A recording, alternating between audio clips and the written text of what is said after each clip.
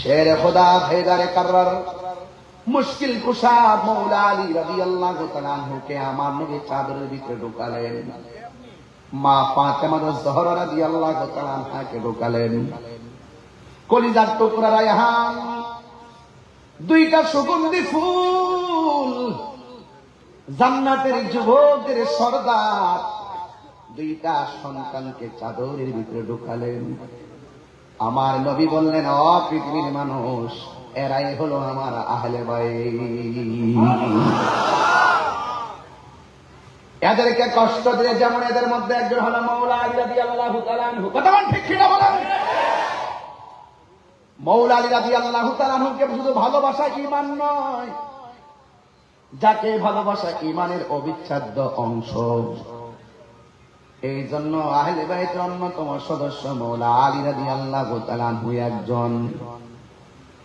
আমার নবী আপনার নবী বলেন, দলিল আনা মাদিনাতুল ইলমি ওয়া আলিয়ুন বাবুহা, আমি নবী হইলাম ইলমের শহর, আমার আলী হলো সেই শহরের দরজা।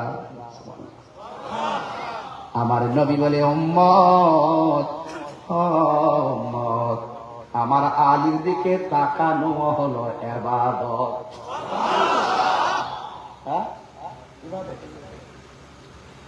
এরপরে আমার নবী আপনার নবী বলেন,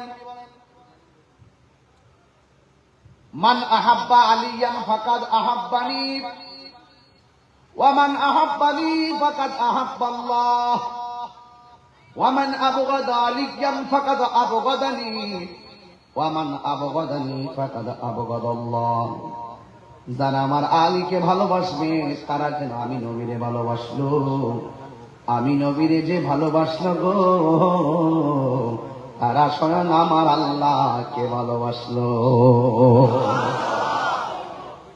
আমার আলীকে যে কষ্ট দেয় সে যেন আমি নবীর কষ্ট দেয়, আমি নবীর যে কষ্ট দেয় লাহুম আযাবুন আলীম।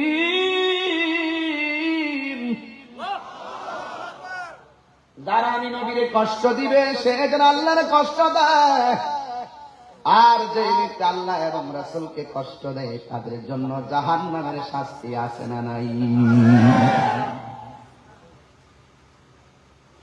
আমার নবী পাক সাল্লাল্লাহু আলাইহি ওয়াসাল্লাম যখন কোন জায়গায়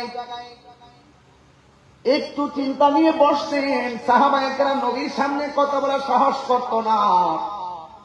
যেই মানুষটা আমার নবীজিকে অত্যন্ত আনন্দ দিতেন তিনি হলো শের খোদা মৌলা আলী রাদিয়াল্লাহু তাআলা আনহু। ফুরাতের প্রান্তরে জোয়ার এসে গেছে। আপনি কষ্ট হচ্ছে নাকি? ওয়াজ বুঝতে অসুবিধা হচ্ছে? একটু মনোযোগ